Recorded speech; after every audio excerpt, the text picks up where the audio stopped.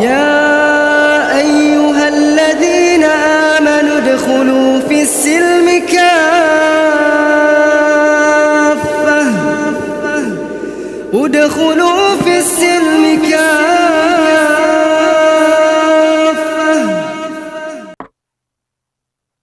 Assalamualaikum warahmatullahi wabarakatuh. Allahu Akbar, Allahu Akbar, Allahu Akbar. Allahu Akbar, Allahu Akbar, Allahu Akbar. Allahu Akbar, Allahu Akbar, Allahu Akbar. Allahu Akbar kabira walhamdulillahi katsira wa subhanallahi bukratan wa asila. La ilaha illallah wa la na'budu illa iyyah mukhlishina lahud-din walau karihal kafirun. La ilaha illallah wahdahu sadaqa wa'dah wa nasara 'abdah wa hazamal ahzaba wahdah. La ilaha illallah wallahu akbar. Allahu akbar walillahil hamd. Alhamdulillahilladzi ja'ala al-yawma 'idan lil muslimin wa wahadna bi'idihi ka ummatin wahidah min ghairil umam wa naskuruhu ala kamali ihsanihi wa huwa dzul jalali wal ikram. Ashhadu an la ilaha illallah anta wahduka la syarika lak. Allahumma malikal mulki tutil mulka man tasha wa tu'izzu man tasha wa tudillu man tasha biyadikal khair innaka ala kulli syai'in qadir. Ashhadu an la ilaha illallah wa anna Muhammadan abduka wa rasulik. Allahumma salli wa sallim ala sayyidina Muhammad wa ala ali Muhammad. Faya ibadallah usikum wa iyaya bitaqwallahi faqad fazal muttaqun. Allahu akbar, Allahu akbar, Allahu akbar walillahil hamd. Ma'asyiral muslimin rahimakumullah. Berbahagialah kita semua. Sebabnya inilah hari yang penuh dengan kemuliaan dari Allah pencipta alam. Inilah salah satu dari 2 hari terbaik untuk semua insan yang beriman. Hari ini lebih dari 3 juta kaum muslimin dari segenap penjuru dunia berkumpul di tanah suci, tentu untuk melaksanakan ibadah haji. Lisan mereka selalu basah dengan rangkaian doa dan kalimat talbiyah, labbaik Allahumma labbaik. Adapun jiwa dan raga mereka tunduk kepada Allah Subhanahu wa taala, sang pemilik Ka'bah. Inilah hari yang agung. Di dalamnya Allah Subhanahu wa taala melimpahkan kemuliaan yang sangat luas yang disebut dengan Yaumun Nahar atau Yaumul Adha, sebagaimana Nabi SAW bersabda, "A'dhamul ayami indallahi yauman nahar." Sungguh hari yang paling agung di sisi Allah Subhanahu wa taala adalah hari raya kurban. Hadis riwayat Abu Dawud. Ma'asyiral muslimin rahimakumullah. Sebagaimana perintah Rasulullah SAW, penentuan awal bulan Dzulhijjah bukanlah diputuskan berdasarkan otoritas masing-masing pemimpin negeri muslim, tetapi wajib berdasarkan pengumuman Amir Mekah. Husain bin Haris al-Jadali telah menyatakan, Amir Mekah Al-Haris bin Hatib telah menyampaikan khutbah kepada kami seraya berkata, kami telah diperintahkan oleh Rasulullah SAW untuk mengerjakan manasik ibadah haji karena melihat hilal. Jika kami tidak melihat hilal, lalu ada 2 orang saksi yang adil melihat hilal, maka kami pun akan mengerjakan manasik haji berdasarkan kesaksian mereka berdua.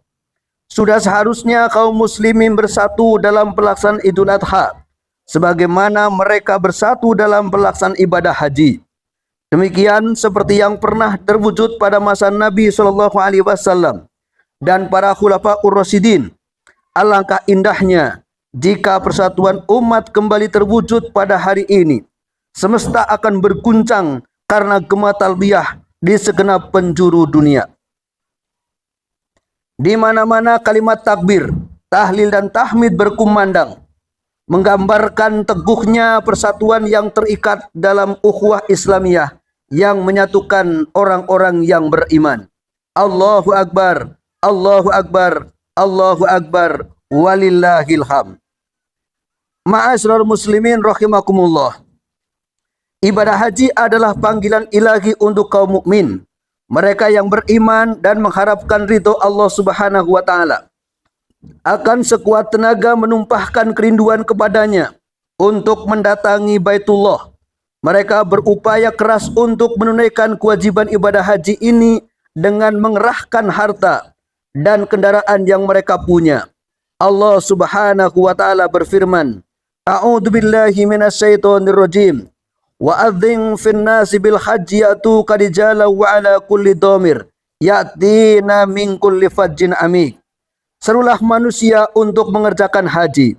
Niscaya mereka akan datang kepadamu dengan berjalan kaki atau mengendarai unta-unta yang kurus. Mereka datang dari segenap penjuru yang jauh. Al-Hajj ayat 27. Sementara itu sebagian kaum muslim lain mewujudkan ketaatan pada Allah Subhanahu wa taala dengan menyembelih hewan kurban untuk kemudian mereka bagikan kepada kaum du'afa dan yang membutuhkannya.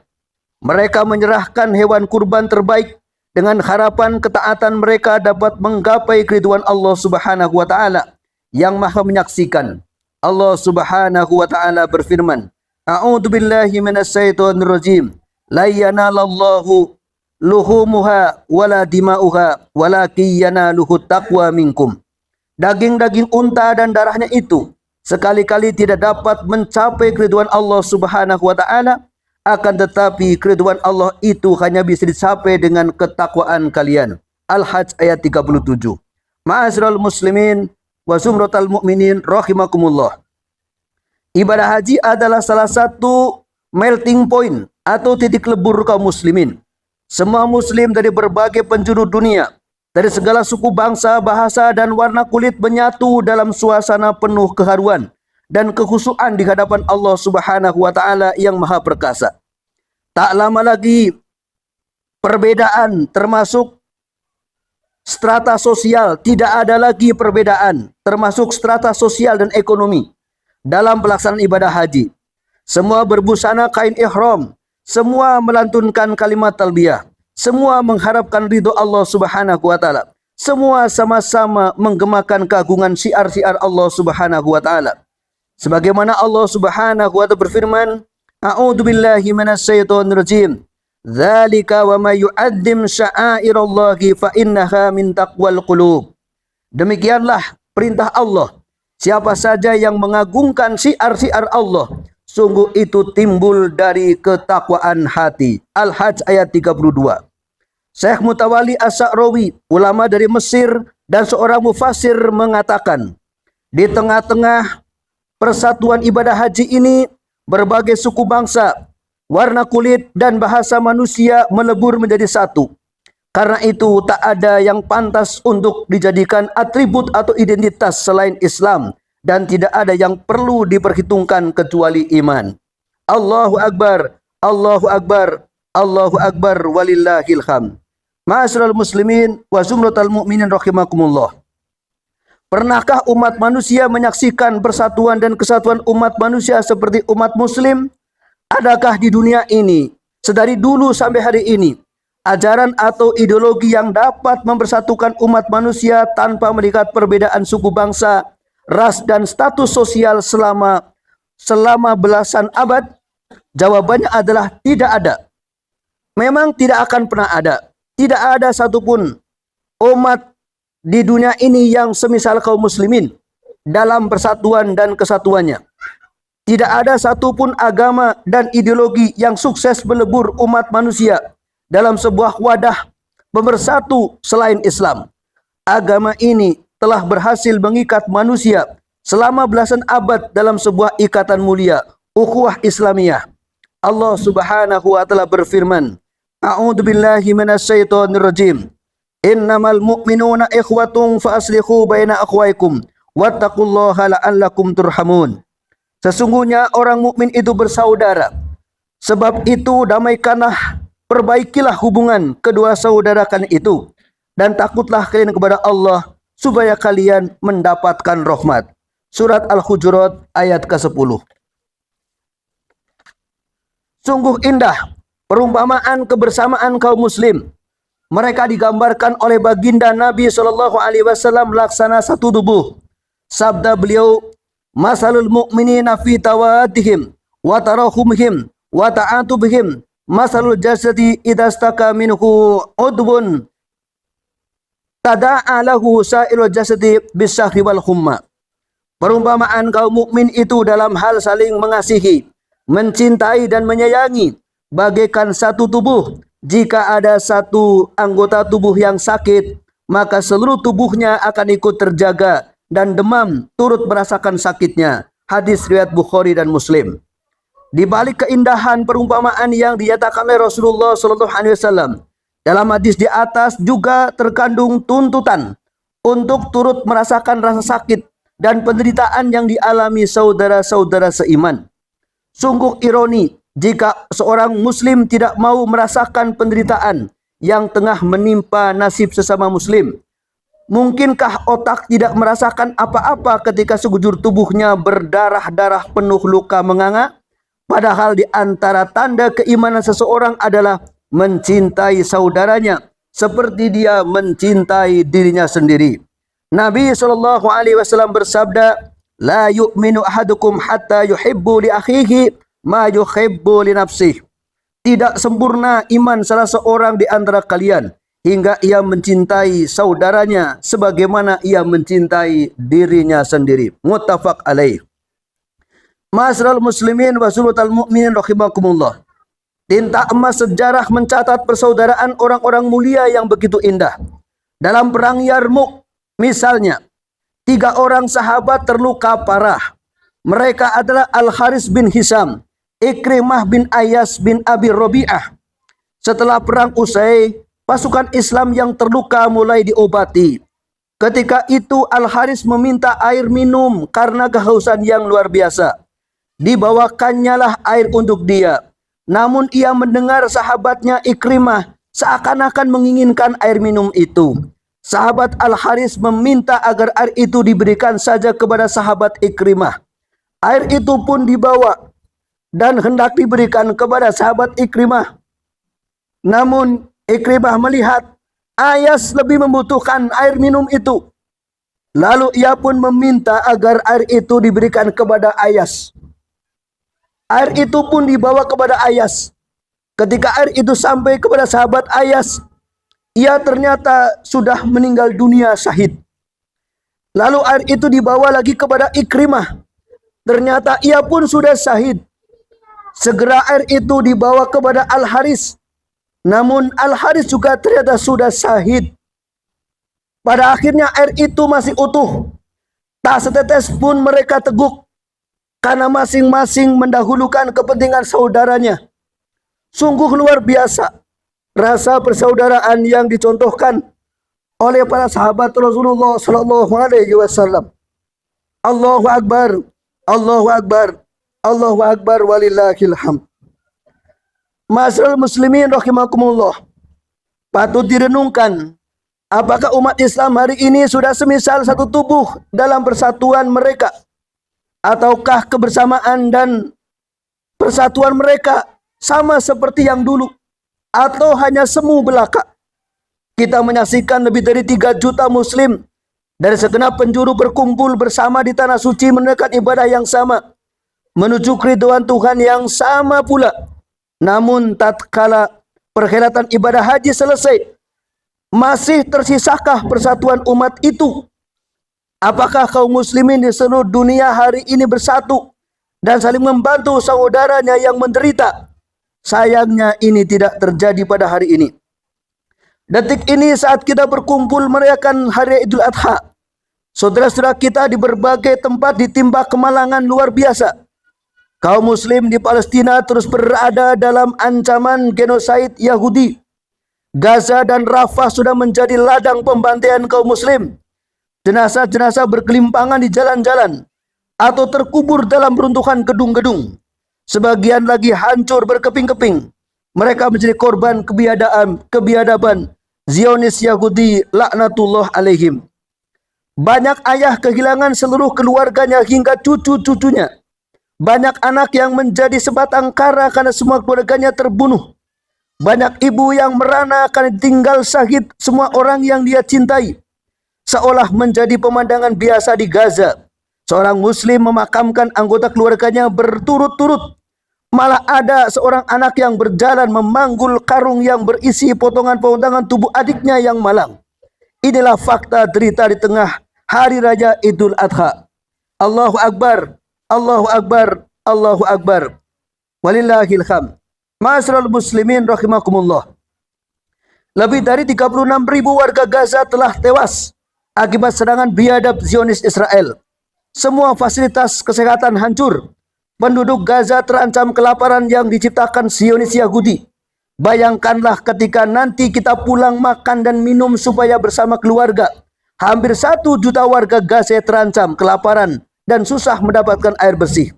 Tak ada keluarga yang menyambut dan bersuka cita pada hadiah selain langit duka yang menghelayuti langit Palestina. Yang lebih menyedihkan lagi adalah sikap para penguasa dunia Islam. Mereka hanya diam, menyaksikan pembantaian demi pembantaian di Gaza. Sebagian dari mereka malah bersekutu dengan Zionis Yahudi dengan membuka hubungan diplomatik dan perdagangan. Dunia menyaksikan bagaimana penguasa Mesir misalnya bukan saja menolak kehadiran pengungsi Gaza, tetapi juga menolak membuka gerbang perbatasan agar kaum muslim bisa memberikan bantuan kepada saudara seiman. Lebih menyedihkan lagi, sebagian para pemimpin dunia Islam justru melarang aksi dukungan terhadap Palestina dan menangkapi mereka. Padahal Nabi SAW telah mengingatkan ancaman terhadap para pemimpin seperti itu sebagaimana sabdanya. Siapa saja yang Allah takdirkan untuk menjadi pemimpin yang mengemban urusan orang banyak, lalu ia menghindar dari orang yang lemah dan yang membutuhkan, Allah pasti akan menutup diri dari dirinya pada hari kiamat. Para pemimpin dunia Islam rata-rata hanya berpura-pura di depan rakyat mendukung Palestina lewat politik retorika berupa kutukan dan kecaman. Namun sedikit pun mereka enggan menggerakkan pasukan militer mereka untuk melindungi kaum muslimin Palestina dan menyerang entitas Yahudi. Mereka malah menyandarkan pertolongan kepada PBB. Padahal mereka tahu bahwa badan internasional itu nyata berada dalam ketiak negara-negara barat, terutama Amerika Serikat. Mereka pun tahu bahwa PBB tak akan bisa dan berani menjatuhkan sanksi atas Yahudi Israel. Penipuan para pemimpin dunia Islam kelak mendapatkan balasan keras, sebagaimana diingatkan Nabi SAW. Tidaklah seorang yang diamanati oleh Allah memimpin rakyat itu mati, sementara ia saat hidupnya menipu rakyatnya, melainkan Allah pasti mengharamkan dirinya surga. Hadis riwayat Bukhari Muslim. Kaum muslimin juga jangan berharap mahkamah internasional dapat menyeret para pemimpin Zionis ke pengadilan internasional dan menghukum mereka sebagai pejabat perang, sebagai penjahat perang. Sebabnya mahkamah internasional dibuat oleh negara-negara barat demi kepentingan mereka dan akan dijegal setiap kali ada yang mengganggu urusan politik barat dan sekutunya. Allah Subhanahu wa taala telah melarang perbuatan ini. Lagi pula sebagian orang kafir adalah penolong sebagian yang lain. Allah Subhanahu wa taala berfirman, A'udzubillahi minasyaitonir rajim. Ya ayyuhalladzina amanu la tattakhidul yahuda wan nasara awliya ba'duhum awliya'u ba'd wa may yatawallahum minkum fa innahu minhum innallaha la yahdil qaumadz zalimin. Hai orang-orang yang beriman, janganlah kalian menjadikan kaum Yahudi dan Nasrani sebagai para pemimpin kalian. Sebagian mereka adalah pemimpin bagi sebagian lainnya. Siapa saja di antara kalian menjadikan mereka sebagai pemimpin, sungguh orang itu termasuk golongan dari mereka. Sungguh Allah tidak memberikan petunjuk kepada orang-orang yang zalim. Allahu Akbar, Allahu Akbar, Allahu Akbar, walillahil hamd. Ma'asyiral muslimin rahimakumullah. Penyebab terkoyaknya umat hari ini adalah karena paham nasionalisme telah mengerat-erat persatuan kaum muslimin dan menghapuskan ukhuwah Islamiyah. Setiap penguasa negeri muslim tidak peduli dengan urusan muslim yang lainnya. Bahkan mereka tidak jarang saling bermusuhan satu sama lain. Pantaslah jika Rasulullah Shallallahu Alaihi Wasallam menggolongkan kebanggaan terhadap suku, bangsa, dan golongan sebagai slogan-slogan jahiliyah yang dipandang hina. Diriwayatkan dari Ubay bin Ka'ab radhiyallahu an mengutip sabda Nabi Shallallahu Alaihi Wasallam bahwa ia berkata, jika ada orang membangga-banggakan kebanggaan jahiliyah, maka suruhlah ia menggigit kemaluan ayahnya dan tidak usah pakai bahasa kiasan terhadapnya. Paham nasionalisme telah menjadi penjara imajiner yang menghalangi kaum muslim menolong saudaranya. Paham ini membelenggu tangan dan kaki umat untuk menghilangkan penderitaan yang tengah menimpa saudara seiman. Bahkan paham nasionalisme sanggup membutakan mata dan hati umat bahwa saudara seiman itu adalah bersaudara. Padahal Nabi sudah mengingatkan, al-muslimu akhul muslim, la yadlimuhu wa la yuslimuhu. Seorang muslim itu saudara bagi muslim lainnya. Ia tidak boleh mendalimi dan tidak boleh menelantarkan saudaranya. Ma'asyiral muslimin rahimakumullah. Karena itu umat Islam wajib kembali bersatu dalam ikatan ukhuwah Islamiyah. Hal itu tidak mungkin tercipta dalam konsep negara-negara dan paham nasionalisme. Ukhuwah Islamiyah dan persatuan yang hakiki hanya bisa terwujud dalam wadah yang telah ditetapkan syariat Islam, yakni khilafah Islamiyah. Dalam institusi khilafah lah umat Islam sedunia bisa dipersatukan dari ujung timur hingga ke ujung barat, tidak terpecah belah dan tidak terkerat-kerat.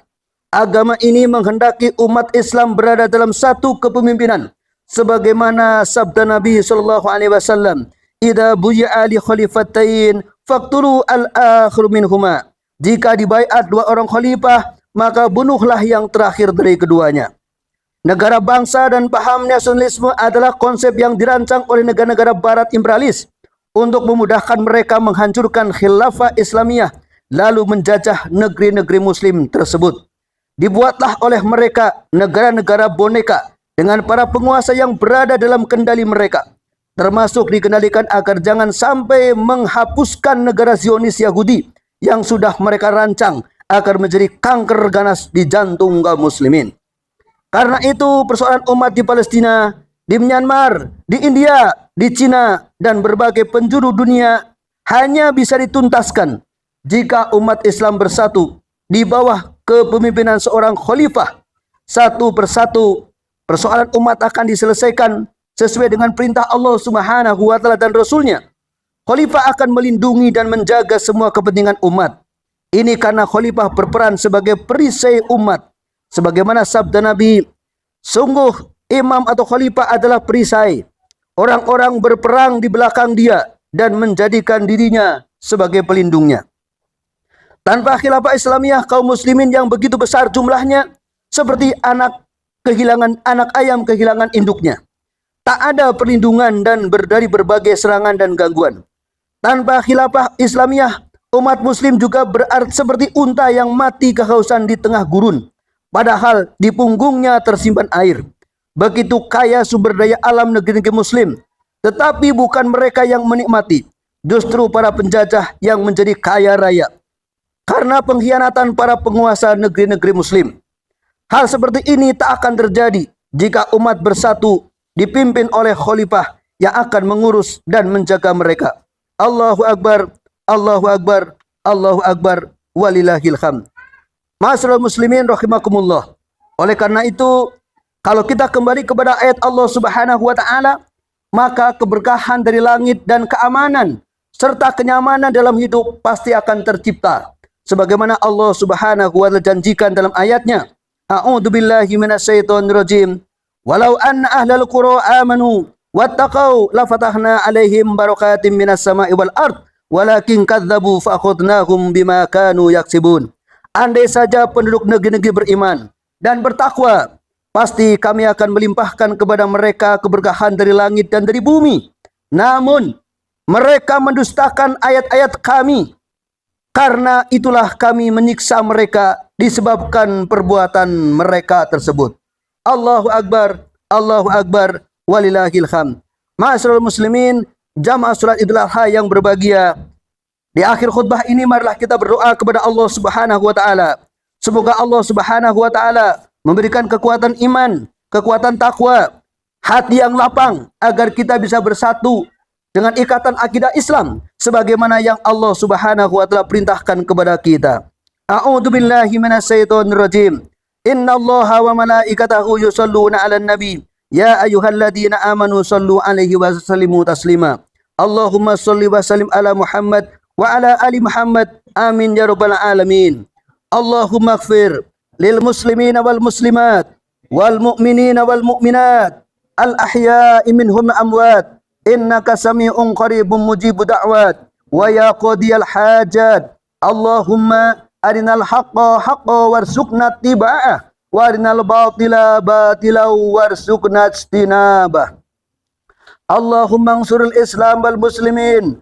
Allahumma ansuril islam wal muslimin. Allahumma ansuril islam wal muslimin. Allahumma aslih ummata Muhammad. Allahumma salim ummata Muhammad. Allahumma izzal Islam wal muslimin wa ahlikil kafrat wal zalimin wa damir a'da'aka a'da'ana a'da'ad-din.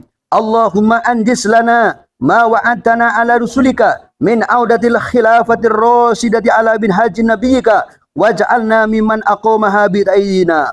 Rabbana zalamna anfusana wa illam taghfir lana wa tarhamna lanakunanna minal khasirin. Rabbana la tuzigh qulubana ba'da idh hadaitana wa hab lana min ladunka rahmah innaka antal wahhab.